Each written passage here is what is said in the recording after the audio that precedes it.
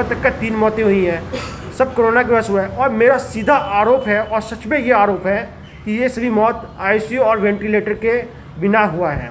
जिनके पैसे हैं, सब कुछ हैं, उनको ऐसा लगता है कि हमारे पास पैसा है, हम कहीं भी इलाज कर सकते हैं।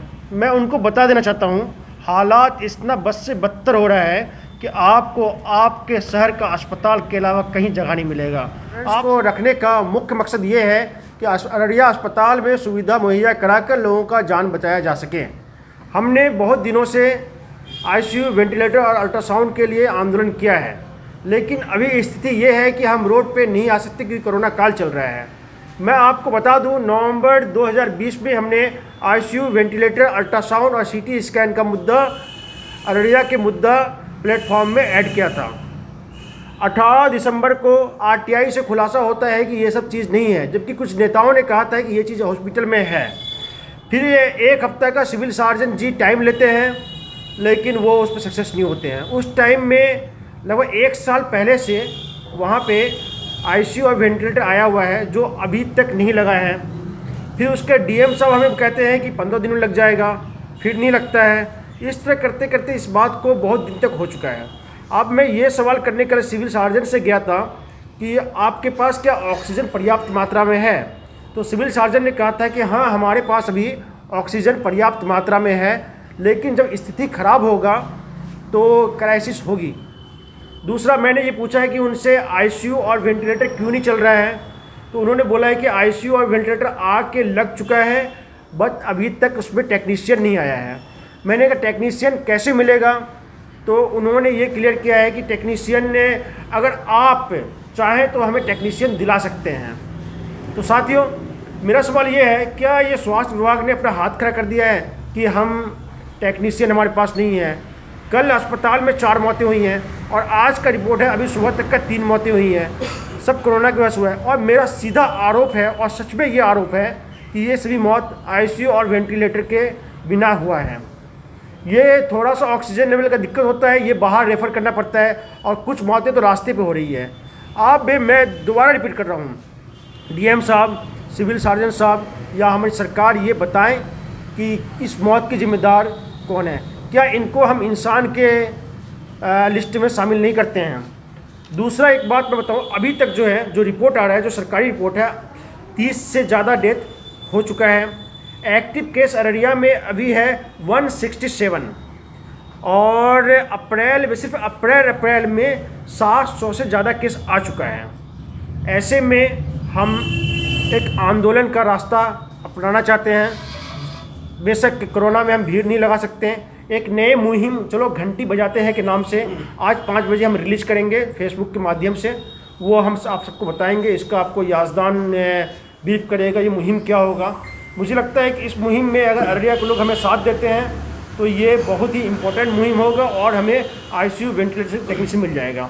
और अररिया के आम लोगों से भी अपील है, जैसा कि सिविल सर्जन जी ने हमसे अपील किया है टेक्नीशियन के लिए, अगर आपके जानने वालों में अगर कोई हो तो उनका रिज्यूम सीएस साहब को भिजवाएं। सीएस साहब का नंबर है हमारे पास, आप चाहे फ़ोन करके ले लें, हो सकता है कि उनको वहाँ पे नौकरी मिल जाए, वो किसी लोगों की जान बचा सकें। मेरी तरफ से इतना है, बाकी और कुछ लोग कहना चाहते हो कि 6 वेंटिलेटर होते हुए आज जो कचरा का ढेर बना हुआ है, क्योंकि उनको चलाने वाला कोई नहीं है। तो जब इंसान मर जाएगा तो ये वेंटिलेटर, जब ये सांसें रुक जाएंगी तो ये वेंटिलेटर कब काम आएगी? इस वजह से बहुत तकलीफ़ होता है कि उसको जल्द से जल्द चलाया जाए। ऑक्सीजन की कमी है। मैं बार बार स्वास्थ्य प्रबंधक से मैं पूछती रही कि क्या आपका रोगी कल्याण समिति में क्या मैं मेंबर हूँ, तो उन्होंने कोई जवाब नहीं दिया। उन्होंने ये बताया कि नई कमेटी बनेगी तो मैं आपको रखूँगी। मैं जब तक वहाँ थी, मैं अस्पताल की जो भी मुद्दे आते थे, जिसमें जो सिस्टम खराब होता था, मैं उस बैठक में सारे मुद्दे को उठाती थी। मैं जब से नहीं हूँ, ये हॉस्पिटल का बहुत बुरा हाल हो गया है, क्योंकि आज ऑक्सीजन की कमी है। पूरा देश आज मर रहा है। आज ऑक्सीजन मुहैया होना चाहिए। सदर अस्पताल में सरकार से मैं निवेदन करती हूँ, मैं ज़िला पदाधिकारी से मैं निवेदन करती हूँ कि ज़्यादा से ज़्यादा सदर अस्पताल में इस कोरोना वायरस से जो लोग मर रहे हैं उनको आप सहायता मुहैया करवाइए। मेरा अररिया की आम जनता से अपील है कि अपनी रक्षा खुद करें। आज से 2 दिन पहले हमारे प्रधानमंत्री ने राष्ट्र के नाम संदेश में भी यही कहा है कि सरकार क्या करेगी ये कहना बहुत मुश्किल है, लेकिन हमें स्वावलंबी बनने के लिए कहा है। तो स्वावलंबी बनने का अर्थ है कि हम जिंदा रहेंगे तब स्वावलंबी बनेंगे, और ज़िंदा रहने के लिए अभी के माहौल में मास्क और दूरी, आपस की दूरी और हाथ का धोना ये प्रिलिमिनरी चीज़ है। इसका पालन हम करें और कोशिश करें कि दूसरे भी करें। मेरा तो एक अपील है कि उन दुकानदारों से आप सामान न खरीदें जो बगैर मास्क के सामान बेच रहे हैं। उनको मास्क लगाना के लिए उनको कहें कि आप मास्क लगाएंगे तभी हम आपका सामान खरीदेंगे। आप नहीं जान रहे हैं कि किसको क्या है, इसलिए आप खुद भी मास्क लगाएं और दूसरे को भी मास्क लगाने दें। प्रशासन से यही पूछना चाहूँगा कि आखिर वेंटिलेटर 1 साल से आकर क्यों पड़ा हुआ है। दूसरा कि आपके पास आईसीयू के लिए जगह है या नहीं। यदि आपके पास आईसीयू का जगह है तो आप शुरू क्यों नहीं कर रहे हैं, और यदि नहीं है आपके पास तो आपको कैरियर गाइड एकेडमी ने खुला ऑफर दिया है कि आप हमारे प्रेमिसेस को कोविड के लिए इस्तेमाल कर सकते हैं। तो आप उनसे संपर्क क्यों नहीं कर रहे हैं कि ये कैंपस हमें दो, हम आईसीयू यहाँ बनाएंगे। इस तरीके से यदि आपको जगह की कमी होगी तो मैं नहीं समझता कि अररिया में व्यक्तिगत तौर पर या सामूहिक तौर पर जगह मुहैया कराने में लोग सक्षम नहीं हैं। बहुत लोग हैं जो आपको जगह दे सकते हैं। हमारे अभिभावक और हमारे भाई फैसल जावेद यासीन ने लगभग सब कुछ बता ही दिया है।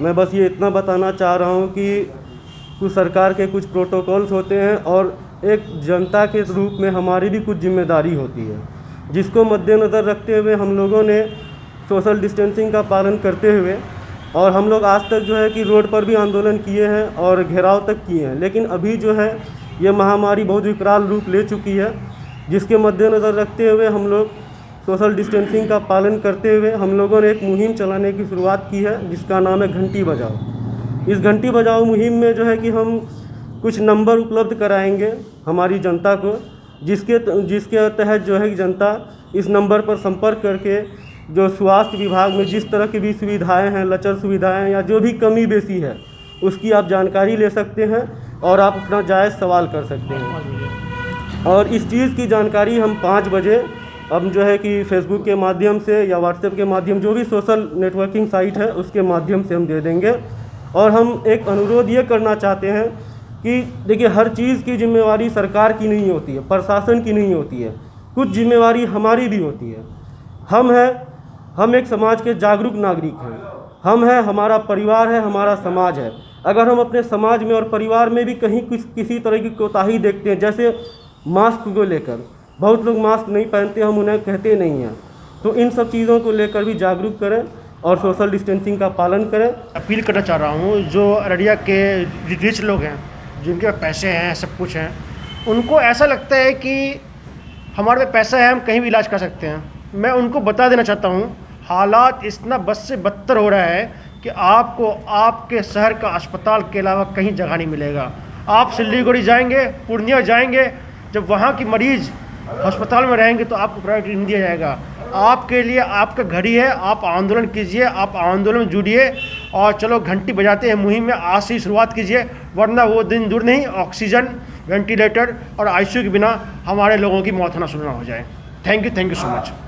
और इस महामारी से बचने के लिए जहाँ तक हो सके कोशिश करें और सरकार को भी सहयोग दें। धन्यवाद।